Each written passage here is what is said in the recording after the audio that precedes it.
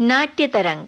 श्रोताओं, नाट्य तरंग में आज आपको सुनवाते हैं आर्थर मिलर के मूल नाटक डेथ ऑफ अ सेल्समैन का हिंदी नाट्य रूपांतरण सेल्समैन की मौत। आज आप सुनेंगे इस नाटक का पहला भाग। रूपांतरकार हैं ललित सहगल, निर्देशक सत्येंद्र शरद।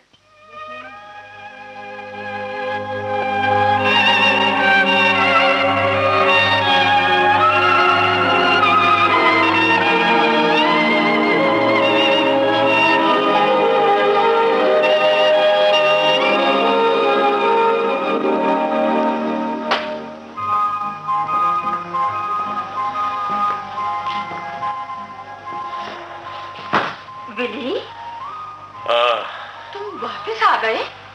हाँ। कुछ हो तो नहीं गया विली? नहीं, कुछ नहीं। तुम्हारी मोटर की टक्कर तो नहीं? कुछ नहीं हुआ। विली, तुम्हारी तबीयत तो ठीक है ना? मैं थक के चूर हो गया हूँ। विली, तुम दिन भर कहाँ रहे? मैं योंकर्स तक पहुंचा था। अचानक मैं और गाड़ी नहीं चला सका। मुझसे वो संभाली नहीं गई। विली, तुम्हें आराम की जरूरत है। मैं गाड़ी चला रहा था, समझी, और मैं बिल्कुल ठीक था। फिर मैंने मोटर का सामने वाला शीशा खोल दिया और गर्म हवा के झोंके खाता रहा। मैं भूल ही गया कि मैं गाड़ी चला रहा हूं। अगर मैं कहीं सड़क के दूसरी तरफ चला गया होता तो मैंने तो गाड़ी से किसी को कुचल दिया होता। मैं चलता रहा। फिर 5 मिनट बाद में फिर सपना देखने लगा। मेरे दिमाग में ऐसे ख्याल आए, ऐसे अजीब ख्याल। विली, तुम उनसे फिर बात करो। कोई वजह नहीं है कि तुम न्यूयॉर्क में काम न कर सको। उन्हें न्यूयॉर्क में मेरी जरूरत नहीं है। लेकिन विली, तुम 60 बरस के हो। तुम कल दफ्तर जाकर हावर्ड से क्यों नहीं कहते कि अब मैं हर हफ्ते बाद दौरे पर नहीं जा सकता? मुझे यहाँ न्यूयॉर्क में काम करना है, बस। कहूँगा, जरूर कहूँगा। लड़के अंदर हैं? हाँ, अपने कमरे में सो रहे हैं। सुनो, सुबह मेरे जाने के बाद बिफ ने कुछ कहा था। विली, उसके घर में कदम रखते ही तुम्हें उसे भला बुरा नहीं कहना चाहिए था। तुम्हें उस पर यूं गुस्सा नहीं होना था। अरे मैं उस पर गुस्सा कब हुआ? मैंने उससे सिर्फ इतना पूछा था, कुछ पैसा वैसा बना रहे हो? क्या मेरे जाने के बाद उसने माफी मांगी थी? वो शर्मिंदा था विली। अच्छा। विली, तुम जानते ही हो वो तुम्हें कितना मानता है। सोचती हूँ अगर वो कुछ बन जाए तो तुम दोनों खुश रहोगे और फिर कभी नहीं लड़ोगे। अरे फार्म की खेती बाड़ी की नौकरी में वो कुछ कैसे बन सकता है? कोई जिंदगी है? शुरू में मैंने सोचा बच्चा है, कोई बात नहीं, लेकिन अब 10 साल हो गए हैं और उसे अब भी हफ्ते में सिर्फ $35 मिलते हैं। विली, वो कुछ बनने की कोशिश कर रहा है। 34 बरस तक ऐसे भटकते रहना शर्म की बात है। आलसी है, निकम्मा। विली, वे सो रहे हैं। वो यहाँ आया क्यों है? कौन सी चीज उसे खींच लाई है? मुझे नहीं मालूम, लेकिन मैं सोचती हूँ वो अब भी भटका हुआ है। बिफ लोमन भटका हुआ है। एक लड़का जिसकी इतनी शानदार शख्सियत है अभी तक भटका हुआ है। सुनो, मैं उसे कोई काम दिला दूंगा। कुछ ही दिनों में वो अपनी जगह बना लेगा। याद है हाई स्कूल में लड़कियों से कितना मानते थे? उसके आगे पीछे घूमा करते थे। वो सड़क में चलता था तो तुम्हें याद है वहां पे इल्म के 2 खूबसूरत पेड़ होते थे। उन दोनों पेड़ों के बीच में मैंने और बिफ ने वो झूला बनाया था जिसपे हम मजे से झूलते थे। और आज उन पेड़ों की जगह कारें कतार में खड़ी नहीं है। इन लोगों को उस बिल्डर को सजा देनी चाहिए जिसने वो पेड़ कटवाए हैं। आसपास की सारी खूबसूरती खत्म कर डाली है। लिंडा, तुम मेरी वजह से चिंतित तो नहीं हो? विली, तुम बहुत सोचते हो। तुम ही तो मेरा सहारा हो लिंडा। विली, अब जरा आराम करो। तुम तो राई का पहाड़ बना देते हो। मैं अब बिफ से नहीं लड़ूंगा।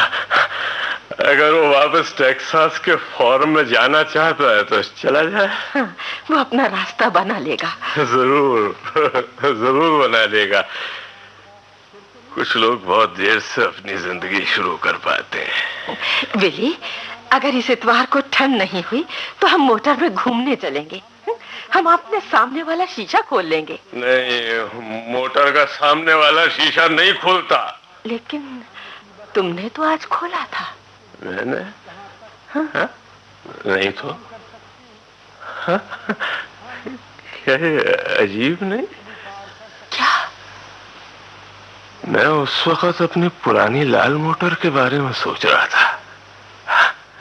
मुझे लगता था जैसे मैं वही पुरानी गाड़ी चला रहा हूँ। खैर, तुम्हें किसी बात से उसका ख्याल आ गया होगा। कमाल है। तुम्हें याद है वो दिन जब बिफ उस मोटर को खूब चमका के रखता था? खूब चमका के खरीदार को विश्वास ही नहीं हुआ वो 80,000 मील चल चुकी है। उसे विश्वास ही नहीं हुआ कि 80,000 मील चल चुकी है। अच्छा, मैं अभी कुछ खा के आता हूँ। खरीदार को विश्वास ही नहीं हुआ। सुनो बेटा, शायद डैड ने फिर मोटर टकरा कर चकनाचूर कर दी। फिर यही हाल रहा तो उनका लाइसेंस छिन जाएगा। अच्छा, मैं तो सोता हूँ। सुनो, तुम अब भी नाराज हो उन पर? नहीं है। तुम्हें क्या हो गया है बेफ? तुम्हारा वो हंसी मजाक, वो आत्मविश्वास कहाँ चला गया है? डैड मेरा हमेशा मजाक क्यों उड़ाते हैं? बेफ, वो तुम्हारा मजाक नहीं उड़ाते, वो तुम्हें सफल देखना चाहते हैं। बस मैं कई दिनों से सोच रहा था कि तुमसे डैड के बारे में बात करूं। उन्हें जाने क्या हो गया है। वो अपने आप से बातें करते हैं, ज्यादातर तुमसे। मेरे बारे में क्या कहते हैं? यही कि तुम अभी तक किसी धंधे से नहीं लगे हो। हैप, एक आध बात और उन्हें खाई जा रही है। कौन सी बात? छोड़ो। मैं सोचता हूं अगर तुम अब भी कोई ढंग का काम शुरू करो, मेरा मतलब है क्या उस फार्म की नौकरी में तुम्हारा कोई भविष्य है? हैप, मैं नहीं जानता भविष्य क्या है। मुझे नहीं मालूम मैं क्या चाहता हूं। हाई स्कूल छोड़ने के बाद से मैंने अब तक 25-30 नौकरियां की हैं, लेकिन वे सब एक सी निकलती हैं।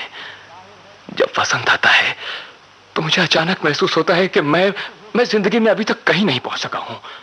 मैं 34 साल का हूं, 34 साल का। अब तक मुझे यह निश्चय कर लेना चाहिए था कि मेरा भविष्य क्या है, और यही सोचकर मैं भागा हुआ घर आता हूं। और जब मैं यहां आता हूं तो फिर मेरी समझ में नहीं आता कि मैं क्या करूं। तुम आदर्शवादी हो। नहीं है, मैं बहुत बुरी तरह से उलझ गया हूं। मेरा घर नहीं बसा, मेरा कोई कारोबार नहीं जमा। मैं बस बच्चे की तरह हूं। सुनो है, तुम मेरे साथ टेक्सास क्यों नहीं चलते? हो सकता है हम वहां एक बाड़ा खरीद लें, मवेशियों को पालें। हम जैसे लोगों को तो बाहर खुले में काम करते होना चाहिए। बिफ, मैं भी यही सपना देखता हूं। हाँ, अगर तुम मेरे साथ होगे तो मैं भी वहां खुश रहूंगा। हम किसी पर विश्वास तो कर सकेंगे है। बात यह है, हम पैसा कमाने के लिए नहीं बने हैं। लेकिन मैं एक बार रुपया बनाना चाहता हूं, फिर मैं तुम्हारे साथ चलूंगा। मेरे दिमाग में अभी यह ख्याल आया है। तुम्हें मेरे मित्र बिल ओलिवर की याद है? हाँ, वो अब बहुत बड़ा आदमी है। हाँ, मैं उससे मिलने जाऊंगा। अगर मुझे उससे 8-10 हजार डॉलर मिल गए तो मैं उनसे एक अच्छा सा बड़ा खरीद लूंगा। पर हैप, क्या वो अब भी सोचता है कि मैंने उसके गेंदों का डब्बा चुराया था? अरे वो कब का भूल गया होगा। ये 10 बरस पहले की बात है। और फिर उसने सचमुच तुम्हें नौकरी से नहीं निकाला था? मेरा ख्याल है वो निकालने वाला था, इसीलिए मैंने नौकरी छोड़ी थी। बिफ, अब यहां से मत जाना। तुम्हें यहां कोई ना कोई काम मिल जाएगा। तुम्हारा यहां रहना बहुत जरूरी है। अच्छा, चलो सोए, सुबह डैड से बात करना। चलो।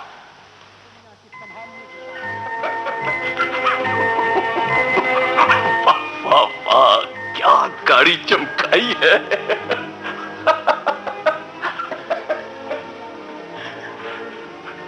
मैं सोच रहा था तुम मोटर इतनी चमका के क्यों रखते हो?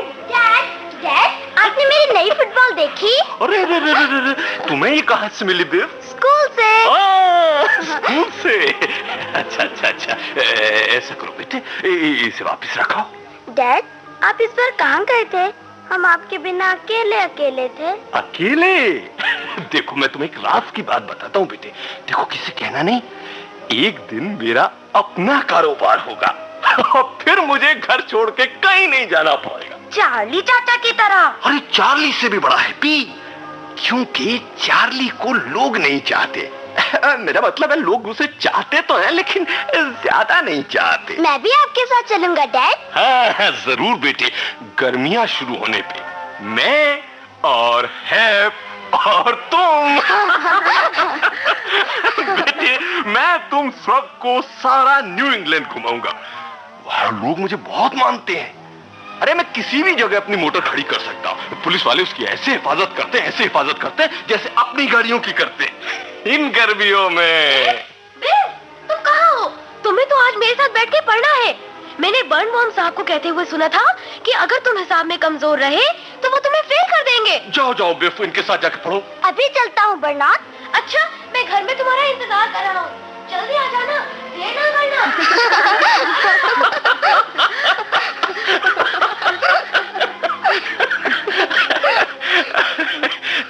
चार्ली के बेटे बर्नार्ड को और बच्चे नहीं चाहते है ना? चाहते तो हैं, लेकिन बहुत ज्यादा नहीं चाहते। हाँ बेटे, ये मेरा मतलब था, बहुत ज्यादा नहीं चाहते। देखो ये बर्नार्ड जो है ना, इसे स्कूल में सबसे ज्यादा नंबर मिल सकते हैं, लेकिन जब वो कारोबार की दुनिया में जाएगा ना तो तुम उससे 5 गुना आगे होगे। बेटे जिस आदमी को लोग चाहते हैं ना, वही दुनिया में आगे बढ़ जाता है। अब देखो तुम मुझे ही ले लो। अब मुझे खरीदार से मिलने के लिए कभी कतार में खड़ा नहीं होना पड़ता। उन्हें बस इतना मालूम होना चाहिए कि विली लोमैन यहाँ है और मैं सीधा अंदर चला जाता हूँ। अपने दोस्तों के पास जाओ। ओ माँ, जब डैड घर में हो तो मेरे दोस्त इंतजार कर सकते हैं। नहीं बेटे, जाओ। आओ हैप, चलो। जॉर्ज, सेम, फ्रैंक, तुम सब बाहर आ जाओ। चलो।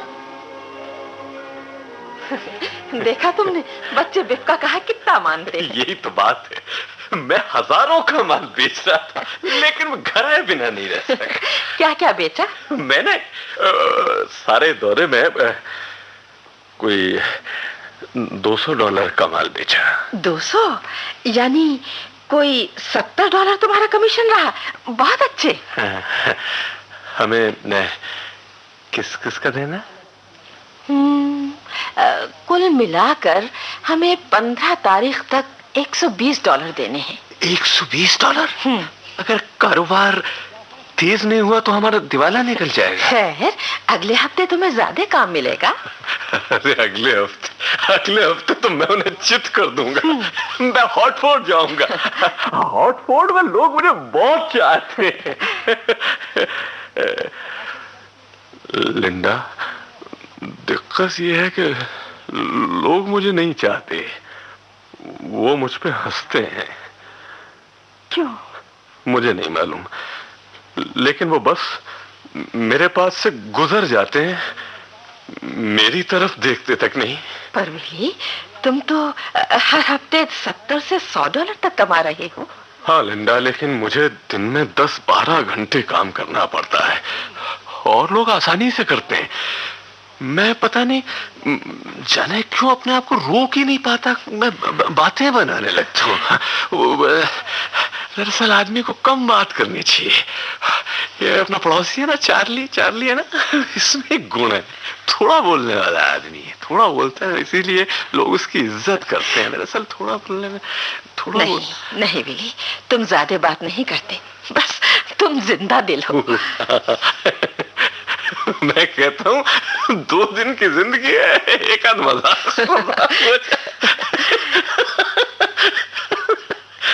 बहुत मजाक करता हूँ, मोटा हूँ, बहुत बेवकूफ दिखाई देता, इसीलिए लोग मुझ पे हंसते। विली, तुम दुनिया में सबसे सुंदर आदमी हो। नहीं लिंडा, मेरे लिए तो तुम सबसे सुंदर हो। और फिर लड़के तुम्हें कितना मानते हैं। लिंडा, मैं तुम्हारी हर कमी पूरी कर दूंगा। विली, मुझे किसी चीज की कमी नहीं है। ये क्या है? ये तो मैं अपने मुंह से रफू कर रही हूँ। कितने महंगे हैं ये। मैं इस घर में तुम्हें पुराने मुंह से नहीं सीने दूंगा। फिर दूसरे बात। अंकल, अंकल, बेब कहाँ है? अगर उसने हिसाब नहीं किया तो? अरे तो तुम उसे इम्तिहान में जवाब बता देना। लेकिन यार बोर्ड का इम्तिहान है, मैं पकड़ा जाऊंगा। ओह, कहाँ है बिल? मैं उसे कोड़े लगाऊंगा, कोड़े। और उसे स्कूल की वो फुटबॉल भी वापस कर देनी चाहिए विली। ये अच्छी बात नहीं है। वो है क्या? हर चीज क्यों उठा लाता है वो? मैं उसे कोड़े लगाऊंगा। अगर उसने मेहनत नहीं की तो वो हिसाब में फेल हो जाएगा। हाँ, वो ठीक कहता है। तुम उसे बर्नार्ड की तरह किताबें क्यों देखना चाहती हो? उसमें हिम्मत है, उसकी अपनी शख्सियत है। वो आम लड़कों से अलग है। मैं कहता हूँ वो कुछ बनेगा, वो कुछ बनेगा, वो बनेगा।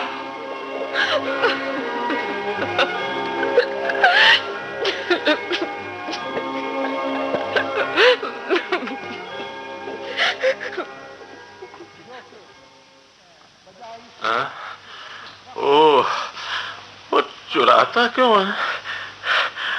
मैंने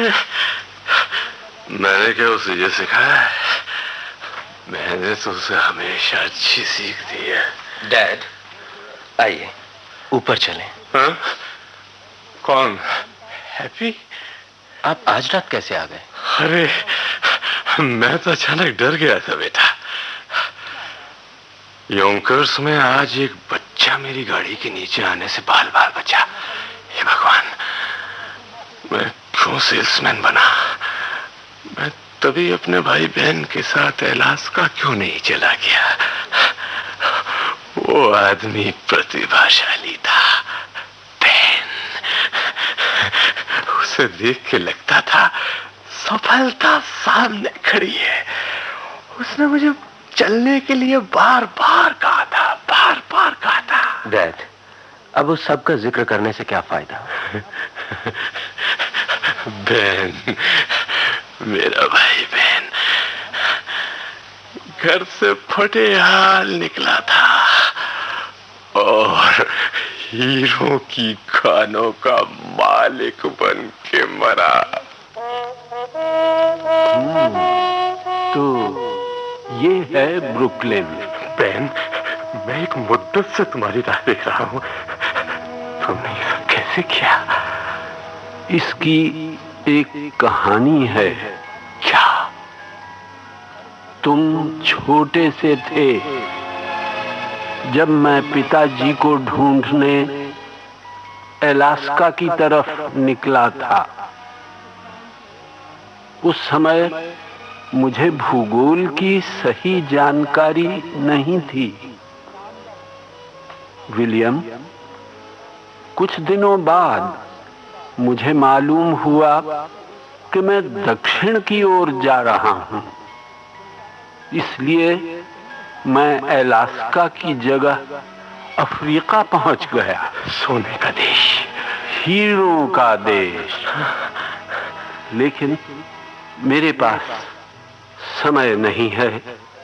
मुझे ट्रेन पकड़नी है। नहीं बहन, हैप्पी, इधर आओ बेटे, इधर आओ। देखो, ये है तुम्हारे बहन चाचा।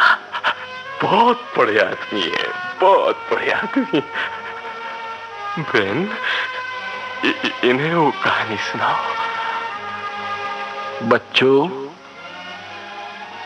जब मैं 17 बरस का था तो मैं जंगल में गया। जब मैं बाहर आया तो 21 बरस का था। और भगवान कसम, मैं अमीर था। अमीर? देखा तुमने बच्चों, अनहोनी बातें होती हैं। अफ्रीका वापस जाते हुए मैं एक बार फिर यहाँ आऊंगा। बहन, क्या तुम कुछ दिन यहाँ और नहीं रुक सकते? देखो, मुझे तुम्हारी जरूरत है मेरे लड़के। वे बड़े निडर बच्चे हैं, लेकिन कभी कभी मुझे लगता है कि मैं उन्हें सही ढंग की शिक्षा नहीं दे रहा हूं। बहन, मैं उन्हें कैसी शिक्षा दूं? विलियम, जब मैं 17 बरस का था तो जंगल में गया था, और जब मैं जंगल से बाहर आया तो 21 बरस का था। और भगवान कसम, मैं अमीर था। मैं अमीर था।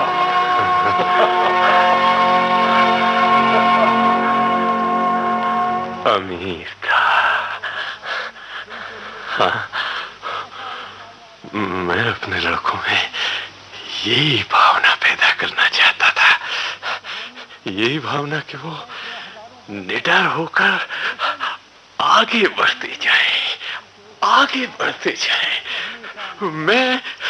मैं ठीक कर रहा था, मैं ठीक कर रहा था। विली, चलो विली, चलो अंदर चलकर सो। हाँ, मैं थोड़ा टहल के आता हूँ। ठीक कर रहा था मैं ठीक कर रहा था। बहन, कितने जीवन का आदमी था। ओह,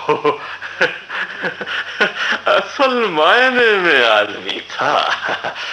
उससे बातचीत की जा सकती थी। वो ठीक ही कहता था, वो बिल्कुल ठीक कहता था। अपने लड़कों में यही तो भावना पैदा करना चाहता था कि वो माँ, डैड की ये हालत कब से है? सुबह तक सब ठीक हो जाएगा बेटा। तुमने इस बारे में मुझे कभी लिखा क्यों नहीं? कैसे लिखते हैं? 3 महीने से तुम्हारा कोई पता ही नहीं था। हाँ, डैड इस तरह की हरकतें हमेशा तो नहीं करते। नहीं, लेकिन जब तुम यहाँ आ जाते हो तो वो झुंझलाते हैं और तुम पर बिगड़ते रहते हैं। बेव, तुम्हें एक दूसरे से इतनी घृणा क्यों है? मुझे घृणा नहीं है माँ। लेकिन तुम घर में कदम रखते ही उनसे उलझने लगते हो। क्या तुम अब हमेशा यहीं रहने के लिए आए हो? मैं ठीक नहीं कह सकता। बेव, आदमी परिंदा नहीं है जो बसंत के साथ आए और बसंत के बीतने पर चला जाए। माँ, तुम्हारे बाल सफेद हो गए हैं। जब तुम हाई स्कूल में थे ये तभी सफेद हो चुके थे। अब मैं बस इन्हें रंगती नहीं हूँ। इन्हें फिर रंगो माँ। मैं अपनी माँ को बूढ़ी नहीं देखना चाहता। बेव, याद रखो, एक दिन जब तुम इस घर का दरवाजा खटखटाओगे तो यहाँ अजनबी लोग होंगे। क्या कह रही हो माँ? तुम अभी 60 की भी नहीं हुई। लेकिन तुम्हारे पिता। मेरा मतलब उनसे भी था। बिफ बेटी, अगर तुम्हारे मन में उनके लिए कोई दया ममता नहीं है तो मेरे लिए भी नहीं हो सकती। हो सकती है माँ। नहीं, तुम सिर्फ मुझसे मिलने नहीं आ सकते क्योंकि मुझे उनसे प्रेम है। मेरे लिए वे दुनिया में सबसे प्यारे व्यक्ति हैं और मैं यहाँ ऐसे किसी आदमी को नहीं आने दूंगी जो उनके मन में ये भावना लाएगा कि कोई उन्हें नहीं चाहता, कोई उन्हें प्यार नहीं करता। बेटे, तुम्हें अब निश्चय करना होगा। या तो तुम उन्हें अपना पिता समझो और उनका आदर सम्मान करो, या आगे से यहां नहीं आओ।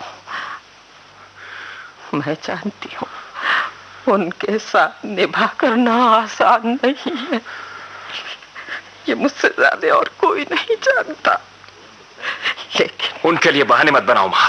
उन्होंने हमेशा तुम्हारा अपमान किया है। उनका कोई चरित्र नहीं है। चार्ली चाचा ऐसा कभी नहीं करते। तो फिर चार्ली को अपना पिता बना लो। बिफ, मैं नहीं कहती कि तुम्हारे पिता महान व्यक्ति हैं। विली लोमेन ने कभी अथाह धन नहीं कमाया, उनका नाम कभी अखबार में नहीं छपा। वो ऐसे भी व्यक्ति नहीं है जिसे इतिहास याद रखे, लेकिन वे इंसान है और उनके साथ बहुत ज्यादती हो रही है। इसलिए बहुत जरूरी है कि उनका ध्यान रखा जाए। वो थक कर चूर हो गए हैं। 36 साल तक वो कंपनी के लिए काम करते हैं और वही कंपनी बुढ़ापे में उनका वेतन रोक देती है। माँ मुझे ये नहीं मालूम था। और तुमने कभी पूछा भी नहीं बेटे। 5 हफ्तों से वो सिर्फ कमीशन पर काम कर रहे हैं। कंपनी के लोग एहसान फरामोश हैं। लेकिन क्या वो उस आदमी के बेटों से ज्यादा बुरे हैं? जब वो जवान था, जब वो उनके लिए कमा कर लाता था, तो वो उसे देखकर खुश होते थे।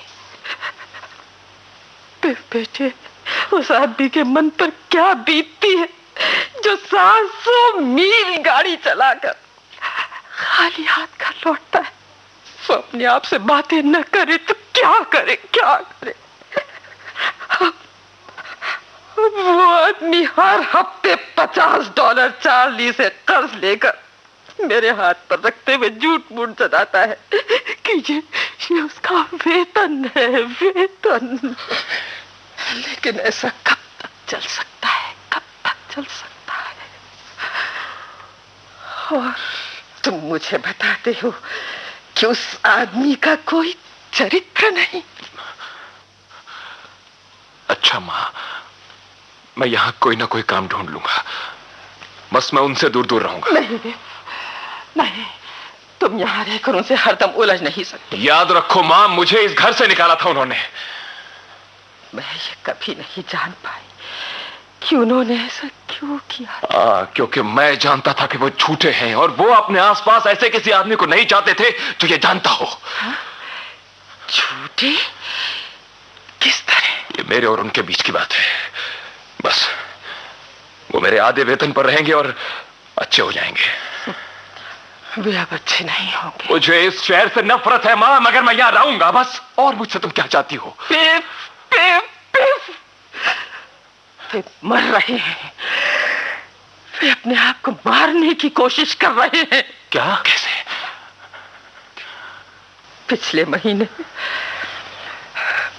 एक दिन अचानक फ्यूज उड़ गया। मैं नीचे तहखाने में फ्यूज की तार लेने गई। तार के डिब्बे के पीछे रबड़ की छोटी सी नली पड़ी हुई थी। मैं फौरन समझ गई कि उन्होंने गैस के हीटर में पड़ी उस रबड़ की नली को जोड़कर अपने आप को मारने की कोशिश की है। मेरी समझ में नहीं आता कि मैं क्या करूं।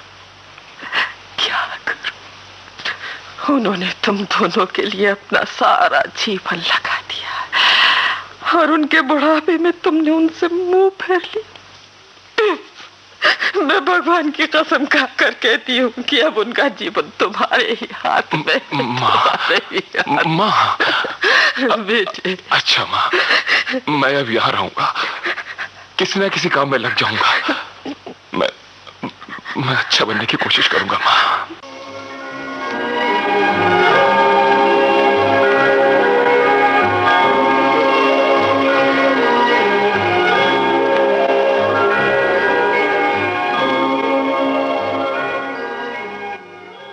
सेल्समैन की मौत, आर्थर मिलर के मूल नाटक डेथ ऑफ अ सेल्समैन का हिंदी नाट्य रूपांतरण अभी आप सुन रहे थे। आज आपने सुना इस नाटक का पहला भाग।